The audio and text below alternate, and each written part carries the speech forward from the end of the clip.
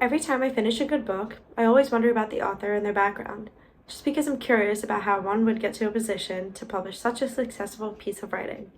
And after some Googling, odds are that I realized they went to a private, expensive university where their families were wealthy and was able to sponsor their lifestyle. Maybe they were already in a privileged position in order to reach their book deal.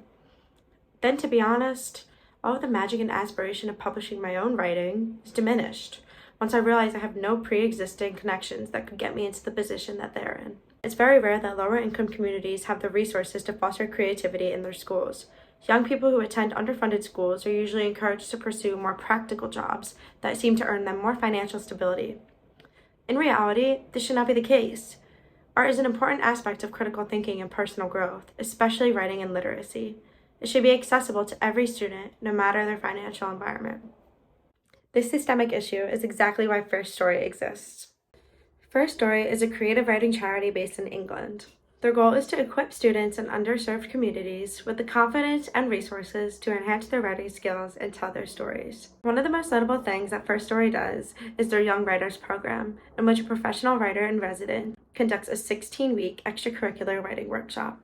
By the end of the program, every student will have their own published anthology and year-round access to fun and creative activities and opportunities. First Story really struck me because of how straightforward and passionate they seem to be on their website alone. They're very clear that their service aims to serve those who need an extra platform to achieve their dreams.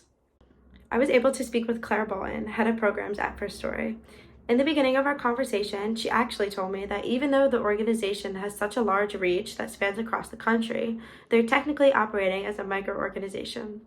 Upon doing some research online, I realized that the organization has established relationships with many students and schools, but has very little social media presence.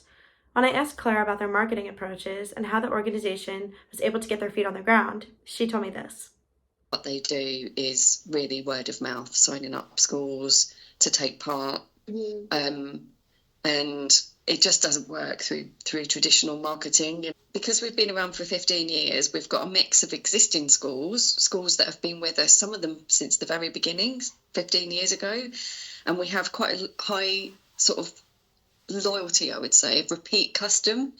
We really don't get that many people just find us by searching the internet or coming to us and saying, hey, I'd love to, take part.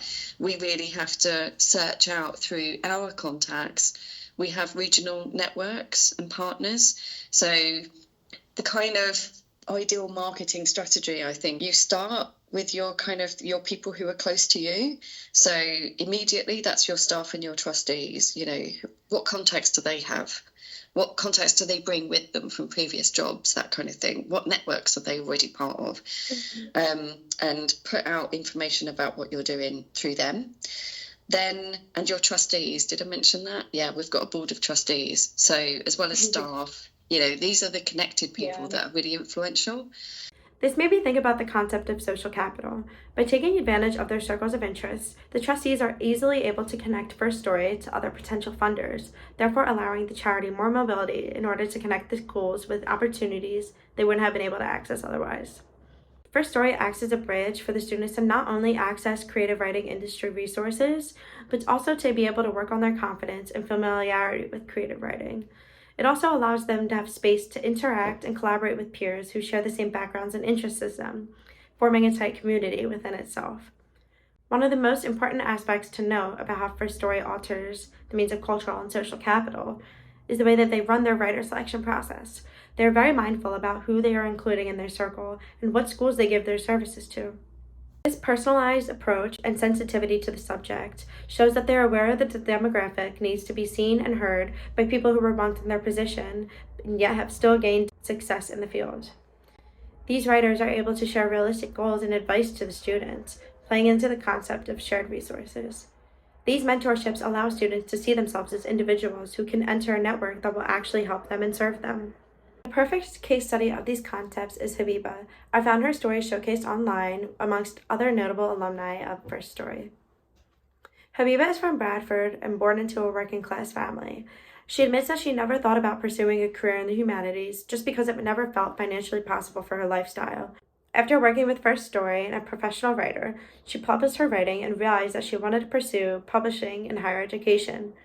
From there, she was able to grow her portfolio and landed many successful internships within the industry. Now, she's very successful as the co-founder of her own independent company. This is just one clear example of how much success can come from structurally altering the means of social capital and resources by allowing them to trickle down and serve the people at the bottom, instead of having the power and opportunity circulate at the top amongst those who already have it.